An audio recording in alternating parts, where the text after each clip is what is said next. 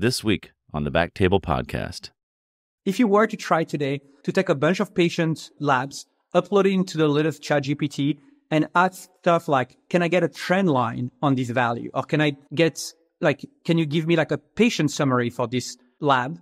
It will do a really good job, but it's a really big but. ChatGPT is not HIPAA compliant, and ChatGPT, and they're very open about it, they use your data for training. So you obviously don't want to put HPI into ChatGPT. And so that's why internally we built a fully HIPAA compliant ChatGPT where you can upload documents and analyze them. And all the data that you put is in a HIPAA compliant environment. It's never shared with anyone. It's fully encrypted and it's not used for training. And it's fully HIPAA compliant.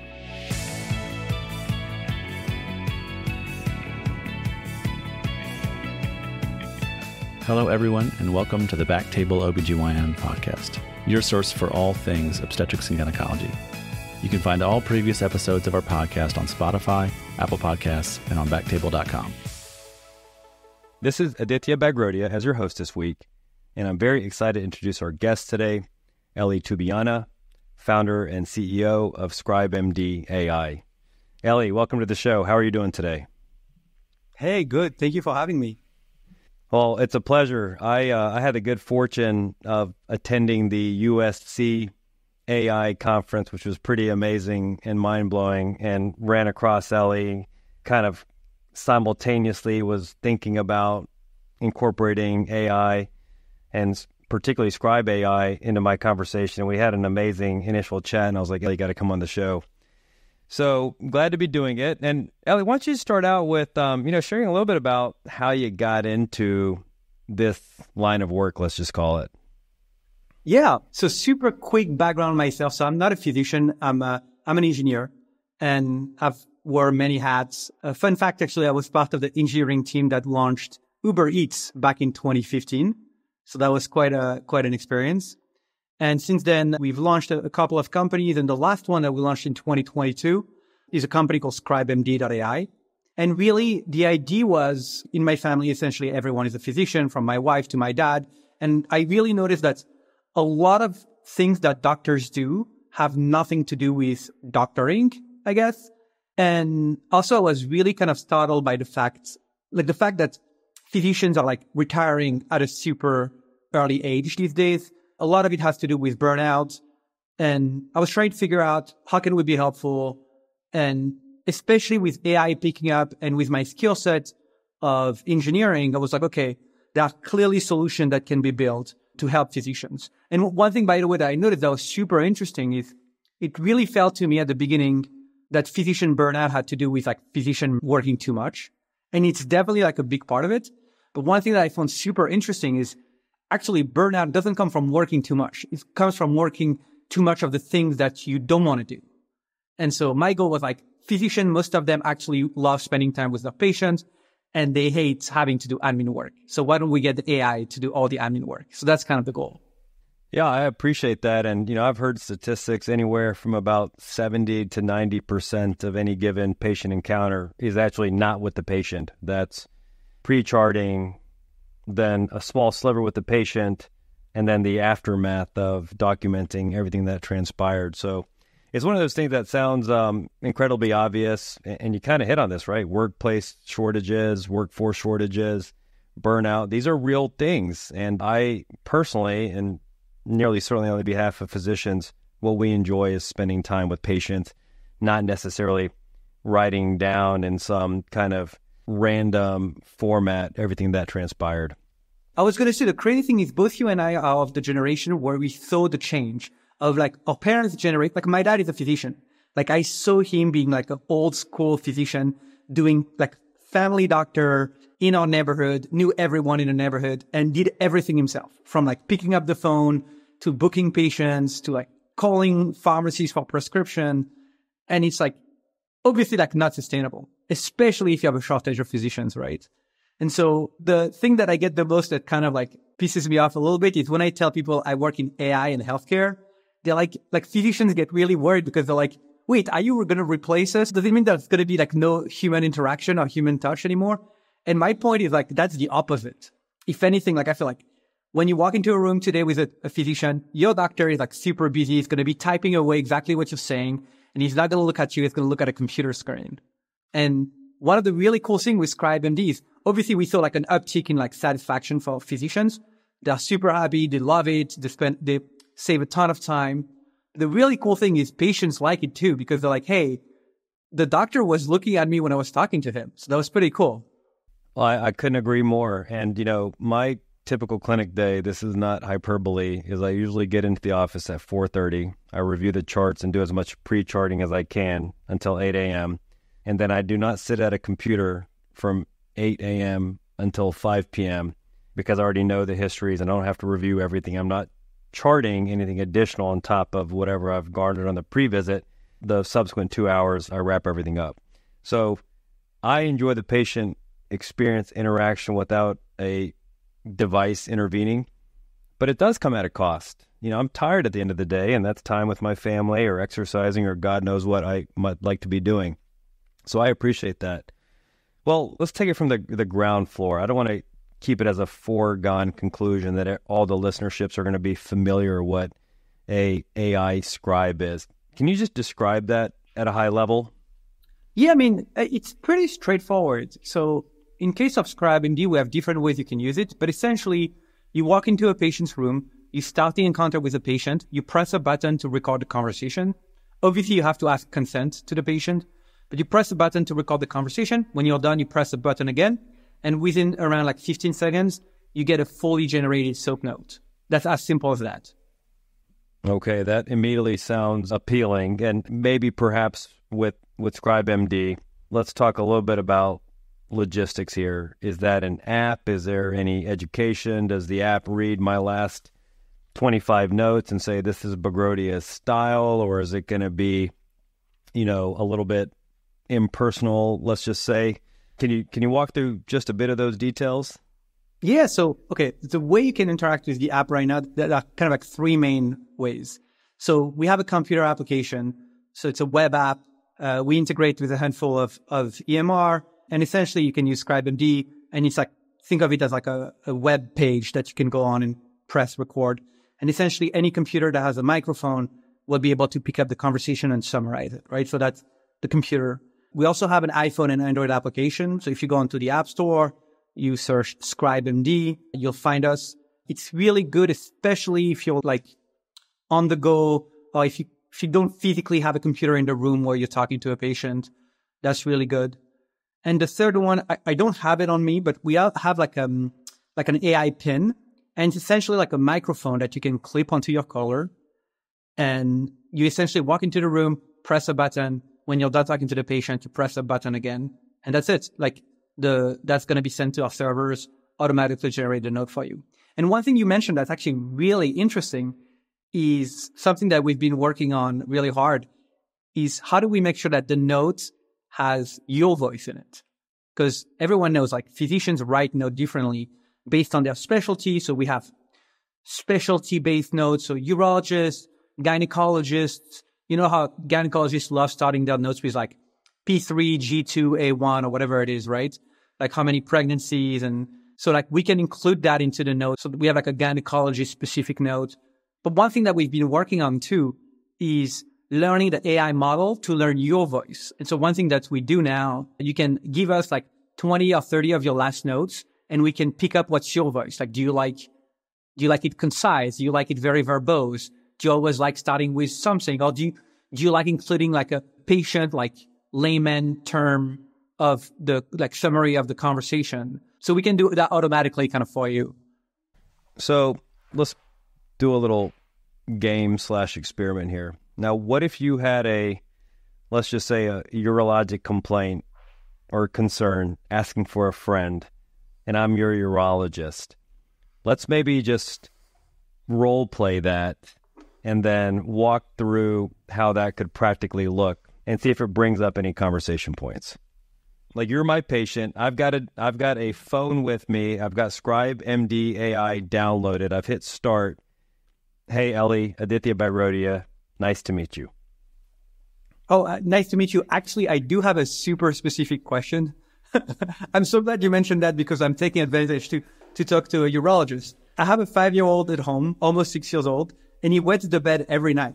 And I'm trying to figure out, and frankly, he comes in my bed every other night. So if he wets the bed, that means he essentially wets my bed.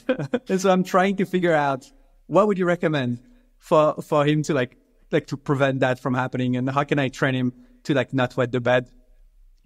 Okay, that's perfect. So a couple of questions for you. Does he go to number 2? Does he have poops relatively regularly? Is he constipated? Do there seem to be any sources of stress for him? Did he have any issues or problems as a child, as a baby, for instance? Those are some of the first pass questions. And I'm an adult urologic oncologist, so caveat there. Yeah, so I don't know. No, I think he's like a totally normal kid. He's like, and I'm trying to get him to pee before going to bed. And he does. And funny enough, I feel like it happens like at the same time every night, like around 2 a.m. Okay. So I would say, first thing is let's just make sure he's not constipated. Maybe you could do some Miralax for a couple of weeks, really try to clean him out, try to limit fluids for 3 hours before going to bed. Those are some pretty straightforward behavioral things. More importantly, nothing to freak out about. This is so super common. It's like one of the top 3 diagnoses that pediatricians and pediatric urologists see. Does this sound like we got a good plan, Elie? Love it. Okay. If we had this conversation, give me your best sense of what a Bagrodia non-verbose soap note might look like. So really, you can make it your own. So we would need to look at what your notes look like. But let's say you really like concise notes and you don't like long sentences. You just want like bullet points. So you would say probably like patient comes for sans, forgot the other technical term for, not incontinence, I guess you said. Did you say incontinence for a kid? Nocturia would Nocturia. Be nighttime urinating, or enuresis is nighttime urinating. Or how about this, Elie? So here's maybe what I would put as a soap. I don't mean to put you on the spot. No, go for it. 6-year-old boy with no significant past medical history comes in with a chief complaint accompanied by his father of persistent nocturia and enuresis. This takes place fairly consistently every night. No interventions have necessarily been tried on exam. So maybe during the exam, I'm examining the kid. I'll say, his heart sound good, his belly, there's no masses, his genitals are they're typical for a 5-year-old boy. Nothing kind of noteworthy. There's no staining of stool on his undergarments, and that's that. And then you have my plan. Assessment and plan, 6-year-old boy with enuresis, plan, Miralax, limiting fluids, and then reassess in 6 months. Is that like a reasonable expectation of what I could see? 100%. And not only that, so that's great, and you're describing like a standard soap note, but on top of that, you could say, you know what? For every patient I receive, I like just sending them a summary of the conversation. So I assume you use the word nocturia, right? Enuresis. Nocturia is more of an adult nighttime urinating. Enuresis is more like the kid version, but yes. Like when you send a message to your patient, I assume you probably wouldn't use that word specifically. You would be like, oh, I understand that we have like some nighttime urination. And like, actually, it's a tricky one because depending, maybe you're talking to an adult, maybe you're talking to an adult that doesn't speak really good English. So maybe you want to use like very simple words. And so based on that, we can write a letter for you in your voice that's ready to be copied and pasted to be sent to your patient. So for instance, you can do something like that. Or you can use our AI to say, hey, you know what? Can you help me write a referral letter for another physician explaining the condition of this patient? And it will work. Now, so the document is generated on either the web app if you're on a computer or on your iPhone. Now, if you have a compatible EMR, is that automatically going to get populated into that day's encounter? Or am I going to be at the end of the day, when I'm exhausted, copying and pasting Word documents or, some type of Apple text into the electronic health record? No, it's automatically connected to your EMR. So when you're done with the interaction, the only thing, and I tell that to everyone, the only thing is you have to review the note. Because as good as the AI is, it's not 100%. The same way a human scribe is not 100%. So you always have to review the notes. Then you just review it, press a button, and send automatically into your EMR. And what I tell people is really interesting to me, because I can tell you, because I've been giving so many demos and now we have like thousands of physicians using the platform. I call that the Wi-Fi on airplane symptom, where, when you started to use Wi-Fi on airplane, you were like, this is amazing. Like, I can't believe that I have Wi-Fi on an airplane. And then after like 2 months, people were already thinking, oh, I can't believe it's not working. So I feel like with like AI, we are a bit at that point where it works 99.9% of the time, but people get frustrated when it doesn't work. So I tell people, hey, AI is not perfect. AI can hallucinate, it can make up things. It can also hear things wrong, like especially if you're saying the word of a medication, or a word that's like not very common, or if you have a patient that doesn't speak English very well and has like an accent. So yeah, never 100%, but you review the note, press a button, it sends to your EMR. Now, I would say that I am on the somewhat neurotic end of the spectrum, and like every imaging lab test is going to have a date associated with it. So, I'm an oncologist. I see a lot of patients with cancer, and I'm trying to imagine how this interaction would go. Elie, nice to meet you. I understand that you had a ultrasound on May 7th, 2024, which showed a 4.4 centimeter real mass, and this was further characterized with a CT scan on May 19th, which shows an enhancing mass. Is that kind of how this would be expected to go if you want to have that level of details? And there's a follow-up question coming. Well, I mean, the AI will have as many details as you give to it. And actually, it's a really good point, because people think of summarization as something fairly stupid. There's a reason why AI medical notes are only coming up now, because of the advance of like ChatGPT and OpenAI. Because if you really think about it, summarization takes a lot of intelligence. Like, for instance, if a patient comes to you and he's like, hey, I just came back from a trip to Hawaii. And also they talk about the fact that they're really struggling to pee and maybe they have a mass and whatever. Is that trip to Hawaii relevant in the medical notes? It's a really hard question. And the AI is going to make a guess, and usually will get it right. But sometimes you're going to be like, hey, AI, you forgot the trip to Hawaii. And actually it was really relevant because maybe they got on an airplane and this is what happened on an airplane, whatever it is, right?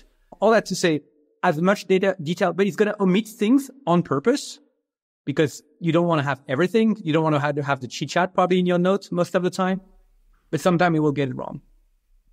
Yeah. And I guess where I'm going with this, at least when I think about how I do things, there's a lot of prep work in terms of the documenting required.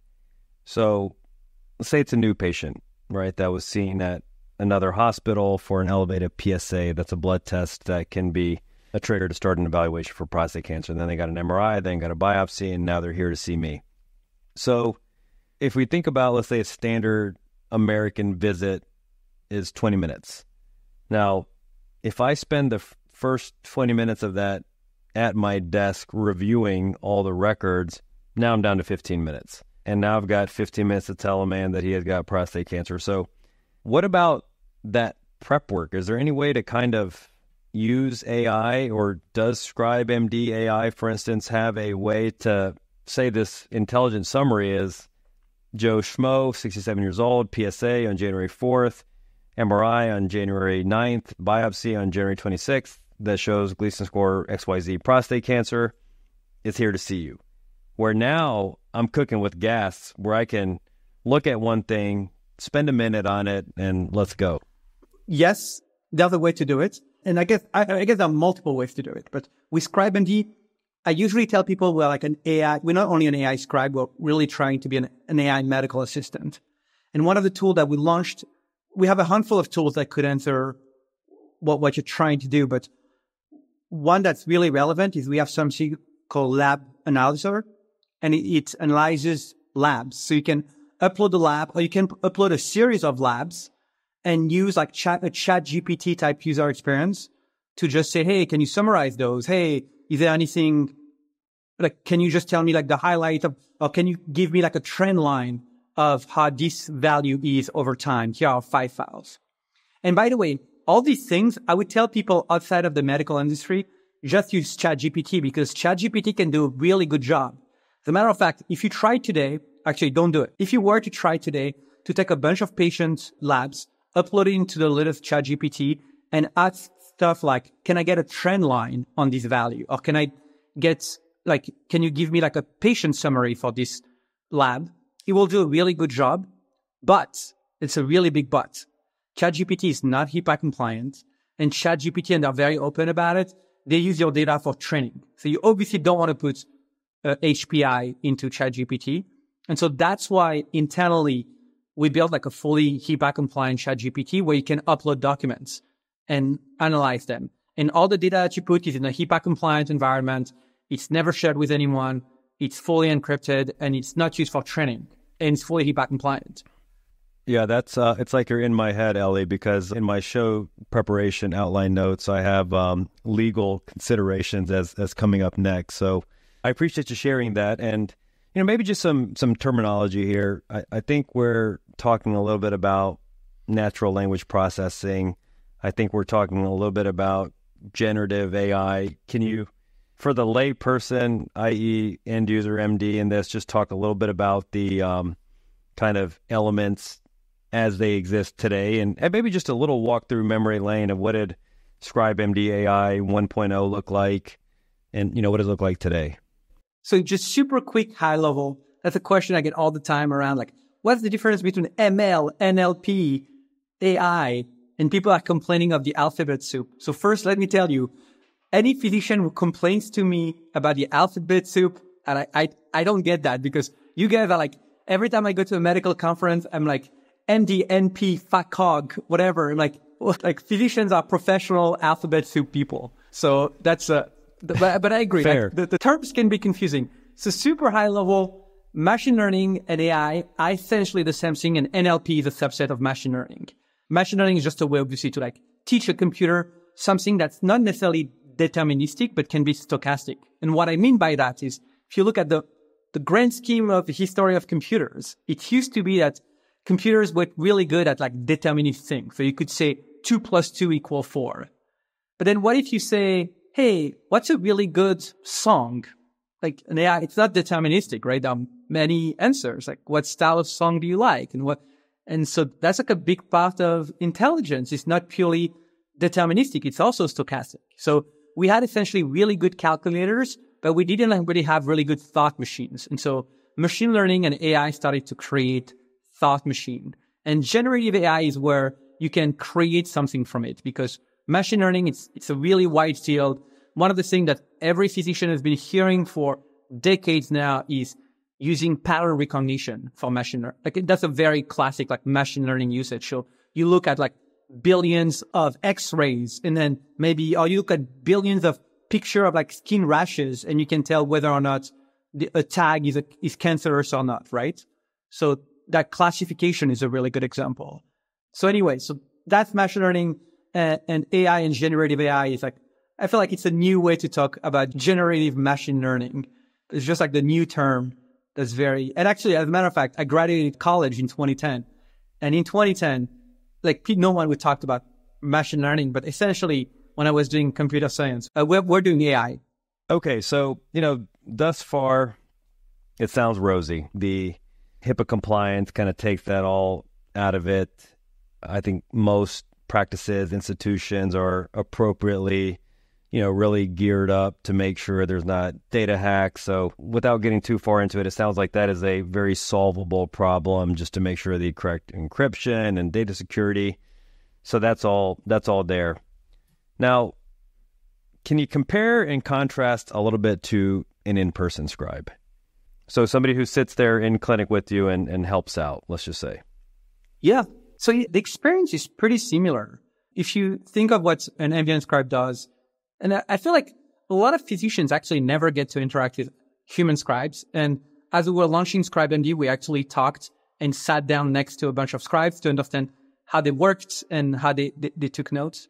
But it's a very similar user experience. As a matter of fact, there were a lot of companies that were doing remote scribe too. So I would say from a physician's perspective, we tell people, consider the ScribeMD application like a scribe. Like, you can talk to it, because one of the things that people really don't realize is the good thing when you have a scribe is you verbalize it. Like, I don't know, you touch a patient and you're like, oh, when I'm touching the right knee, I can see pain. What type of pain is it, sir? Is it like a stabbing pain? Okay, stabbing pain. So they say it out loud. If they have no scribe, maybe they won't say it out loud. So we tell people, overall, by and large, it's a very similar, what we call user experience or physician experience from having an AI scribe to a physical scribe, to a human scribe. The two main differences is the AI scribe is actually much better at remembering things, right? Like, I mean, obviously, like, humans are humans, and surprisingly, like, they tend to forget things, they tend to miss context, they tend to mishear things. In general, there's actually a pretty big study that came out from the New England Journal of Medicine about AI scribe. AI scribe tend to perform in many ways better than human scribes. And also in our case, and I think we're the only one doing that, we're scribing in over 50 languages. So obviously we're based in California. We do a lot of visits in Spanish. Like, if your scribe speaks only English and then you have a patient that speaks Spanish, like, what do you do with your scribe? Like, do you have to, like, then dictate your note to your scribe? Essentially, then you're back to square one. You're just dictating a note, right? But in general, I would say it's a pretty similar experience than having an AI scribe. And obviously, I mean, having an AI scribe is really hard to scale, because if a large hospital institution were to hire one AI scribe per physician, which, by the way, I think would be a totally reasonable thing to do based on the savings they would get from getting more scribes and getting physician more time back. But it's like, it would cost the hospital millions of dollars a year, if not more. Whereas an AI scribe, just to give you a sense, because, so that's the question you didn't ask me, like, our solution is only $99 a month, which is probably what you would pay a human scribe for a couple of hours of work. Yeah, I mean, I think the cost implications are absolutely very real. You know, we have a model where you can basically pay for a scribe out of your own pocket. And that's not a driver for me. It's probably more my neuroses, but that just hasn't made sense. And some people do and some people don't. But it's not cheap. You know, it's we're in California. Appropriately, there's a good living wage. And, you know, you run the numbers, it adds up quickly. Do you have some statistics on uptake? Like, I'm in California, you're in California, every other car is a Tesla. I was recently back in Texas, and, you know, once in a blue moon, you'd see an electric car. There's got to be early adopters and late adopters, but percentage of physicians, percentages of practices, certain subspecialties or generalists that are using Scribe AI technologies? Yeah, I mean, it's hard to tell, because obviously a lot of this data is not public. I can tell you from my personal experience with ScribeMD, we really see kind of like two groups that are moving at two drastically different paces. So you have independent clinics, and those are like, whatever, it's like $99 a month. I'll give it a shot. And usually they love it and they keep using it, and they refer us to a bunch of their friends. And honestly, that's a lot of our growth. It's just kind of word of mouth, and people feel like they're getting a scale of value to only pay $99 a month and save like an hour and a half every day. So that's one part. And then you have the other side of the equation, which is large hospitals. And these days, like, a lot of physicians are working for large institutions. And in that case, usually the decision on what AI scribe technology you want to use is very top down. Like, they're waiting for which one is approved. So for us, like, we're talking to, like, we're working with Mayo Clinic, and we're working with large institutions to help us get our product out there in larger institution. But just the process is much slower. But what's interesting too is a lot of physicians that are working in large hospital, and maybe I shouldn't say that in a public forum, but whatever, we'll keep it. they say, screw it. I'm wasting my time writing notes. I want to use an AI scribe. I'll pay for it out of pocket. And I'm just not going to ask anyone's opinion whether or not I should use that.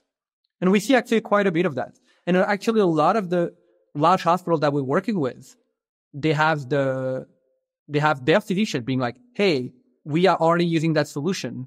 We want you to we want the hospital to be cool with it, because that's what we're doing. Yeah, I mean, that resonates in a big way. We talked about burnout. Autonomy is a big part of it. And if it's like, here's this tool that can improve your quality of life and the patient's experience, which I think are front and center for many of us, and you don't have access, that's off-putting. And, I'll share an example. One of my good friends who I've gotten to know through this whole process who's a forward-thinking, I would say, excellent clinician and entrepreneur is David Keynes, and he's developed an app called Well Prepped, with the idea being that if you can pre-educate patients, that visit can be a little bit higher yield, not running through a lot of the spiel, if you will. And when he first showed me the app, it was like my jaw dropped. I was like, it's so obvious. It makes so much sense. And I got all excited. I created some videos and I put some BackTable episodes on there that I thought patients may benefit from. And it was amazing. And I just did it. And I paid out of pocket. I was like, it's worth it to me because the patients do better and I can have a higher yield visit. And I will say I'm very pleasantly happy to report that our UCSD urology department is this close from having an institutional agreement. But it didn't happen overnight, I can assure you. And I can't wait to submit all those receipts for reimbursement when it becomes official. But yeah, I can see that. I mean, large systems, and it's complicated, right? I mean, the data security, the conflicts of interest, clearly there's competitors out there, and how do you pick the best? And, you know, at some level, maybe this is a case where perfect becomes the enemy of the good, and you stall and stall and stall just because it's foreign. So we have the independent practices that are a little bit more nimble, and then you have the large institutions. Then I have to imagine there's going to be some familiarity with technology, openness to trying something a little bit different. Does that seem to play out in the demographic? I mean, is it generally docs under the age of X, or is it actually full spectrum? You know what? Actually, we've had, I would say it's pretty full spectrum. Especially if you think of older doctors, they've had to adopt EMR anyways. So they're like they know that, like, they're pretty ready to like adopt new technologies. But on what you mentioned, something really interesting that happened to us is we had a lot of very, very young users, because one of the big things that we're doing is we're giving the app 100% for free to every resident. And I can't tell you how many times I had the conversation with a residency program manager who is like, please, can you jump on a call with my CIO? Or can you please jump on a call with like some like IT person? And I'm like, I usually do it, but I feel like it's so terrible for me, because I'm like, I'm giving you a product for free because I'm giving, it's 100% free for resident. So I give it for free. Plus I have to work extra time to jump on calls and to like do all this extra work to convince CIOs and to convince execs. And I'm like, there's no ROI. Like it's like a free thing. So it's a bit tough. Yeah. But getting at the ground floor. Yeah. But you'd be surprised. A lot of older physicians are definitely using us and they love it. Very cool. Very cool. Are there, I mean, outside of legal regulations, compliance, privacy concerns, data security, are there any like other ethical issues that you see arising or that have arisen? There's a bunch. I mean, there's obviously like the equity part of things, like how well are we capturing patient with an accent? How well are we capturing the voice of a patient who speaks a different language? So that's something we're working on. But I would say the big elephant in the room when we talk about AI, like medical AI, is like, when will AI do diagnosis? And the big thing that we tell people all the time is obviously summarization is not diagnosis. Like, we just take your conversation and we just summarize it. But as I told you earlier, there's still like a little bit of decision making that you have to make when you're summarizing a conversation. So that's a big ethic. So I gave you the example of like, you go on a trip to Hawaii and then you go to your physician and you talk about your trip to Hawaii. Do you mention it in the notes? And mentioning it or not mentioning it, that's going to play in like the note itself, and the note can play into the diagnosis. It's not like there, like I can tell you because I had this conversation with the president of the AMA, and the big thing he said is like, not over my dead body would an AI ever make a diagnosis. Like that, physicians make diagnosis. AI can assist with diagnosis. They don't make diagnosis. And I totally get it. But also, it's not like black and white. It's not like AI is making decisions or AI is not making decisions. The thing with AI, it's kind of in the middle. Like when you write a note for a physician, you're obviously not a physician. Like a scribe doesn't have to be a physician. But if you ever take a scribe, you can try that. I mean, you can get your kid to try to scribe for you. Most likely the note is going to be entirely wrong, because you have to understand the context. You have to like capture, maybe like the patient is going to describe a pain that's not like a clear way to write, to say it medically. So like that takes some understanding and reasoning there. So that's like a huge like ethical concern. And even for us, like we're launching like an AI chat GPT, like a chat GPT that's HIPAA compliant. Obviously, like we tell physicians, be very careful. Like that's not like trust it with a grain of salt. Make sure that you review what it's saying. Another tool that we have that we didn't talk about is we have an AI medical research tool where you can ask a question and we essentially parsed all PubMed articles and it will give you an answer. Plus it will give you the relevant PubMed articles to back up that answer. So we tell people, look, these PubMed articles are real. You can click on them, but be very careful with the answer that it gives you because the answer is AI generated. It's not a peer-reviewed response. And I think, to be honest, I think we're going to get to a point, huge ethical issue again, but we're going to get to a point where the AI is going to become so good that not using AI for diagnosis is going to sound kind of crazy. The way I describe it is like a little bit like self-driving. I mean, I'm in LA. I don't know if you have them in San Diego, but now we're starting to see the Waymo all around town and they're driving without pilot, right? What happens when, and we're probably already there, when self-driving cars become safer than regular cars? Like the ethical implication to let humans drive the car. So obviously humans are still going to be making diagnoses. They're still going to be interacting with patients. But what is the interaction of not using like AI to help you with diagnosis? Like that's a pretty big ethical concern. As a matter of fact, I saw like a few months that was in Canada. You had a patient who sued their doctor because the doctor had an AI recommendation for a diagnosis and the physician didn't follow the recommendation and the physician was wrong and the patient sued the physician. So I can tell you in terms of like medical AI and even beyond medical, but only in the medical field, there's going to be a ton of ethical concern. There's going to be a ton of legislation that's going to come down. The AMA, I know, is already working really hard to like put all that framework in place to figure out what can AI do and what can AI not do. But no, I appreciate that. And I've had some pretty amazing conversation with some people substantially brighter than myself, Gio Cacciamani, Ruchika Talwar, CJ Stimson. And, you know, you said that the president of the AMA said over my dead body, but, and maybe I'm a bit biased being at a tertiary quaternary hospital where if there's a referral to me and the proper notes, proper records come through, where that could all be scanned into a GPT and using maybe just a chief complaint prompt or a diagnosis, you get a differential and next steps. And let's just say maybe it's a CMS compliant level 5 new visit.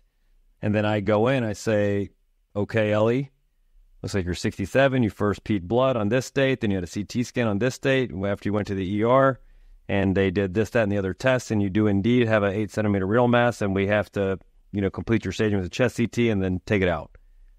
And that interaction could be, okay, maybe there's a couple of more critical elements in there, but not too many more that are essential from a medical perspective. The interaction and the relationship, we'll call that separate.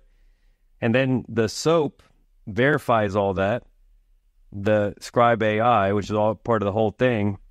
And, now I'm off to enjoying San Diego in June way earlier. I mean, is that okay? Is that not okay? Is that value added? We look at the pathology and the radiology where you look at a gazillion mammograms or CT scans or solitary pulmonary nodules or the rashes you talked about. Is this good? Is this bad? Maybe I'll pose it to you, then I'll offer my 2 cents. Well, I can tell you, my vision of the future is pretty clear. I think what's going to happen is the AI is really good at things.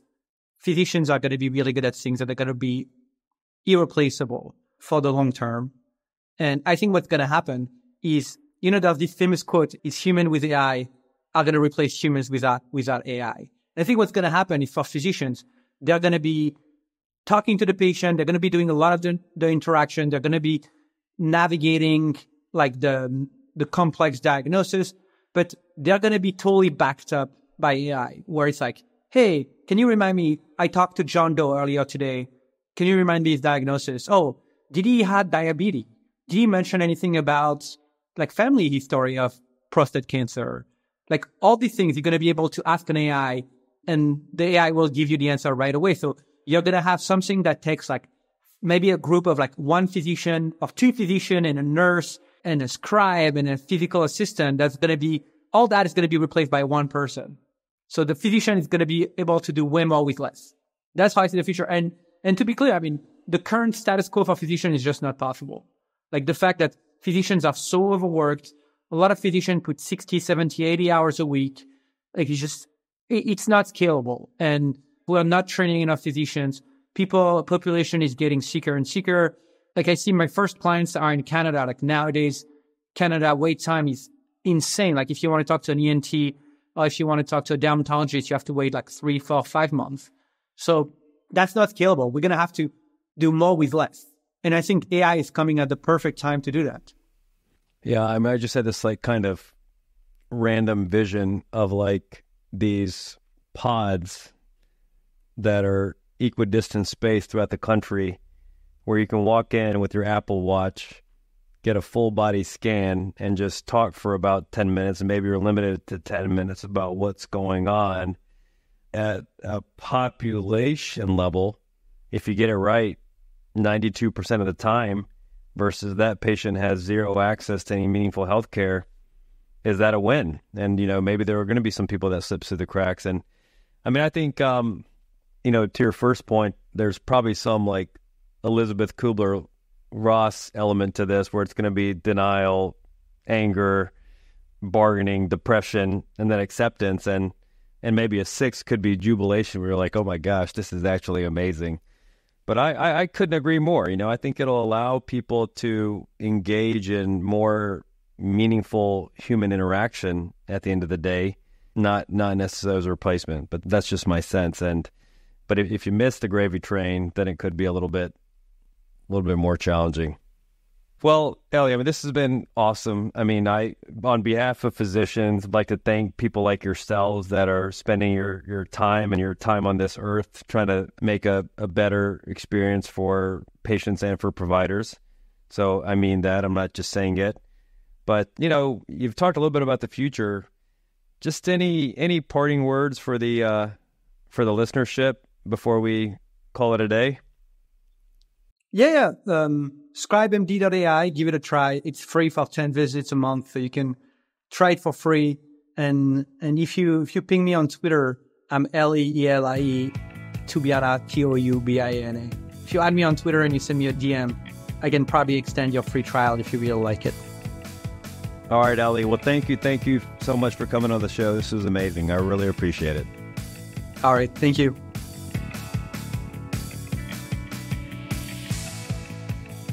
Thank you so much for listening.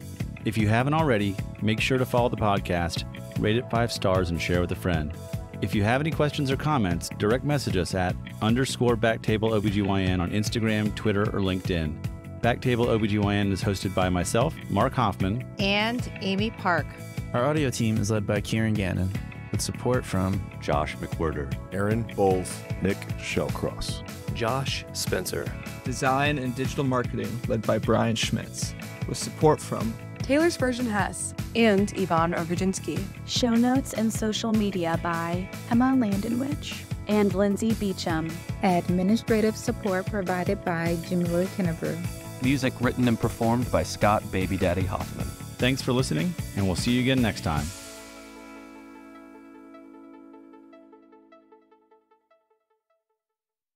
The views and opinions expressed by the hosts and guests on BackTable OBGYN are their own, and do not reflect the views or positions of their employers or any entities they represent.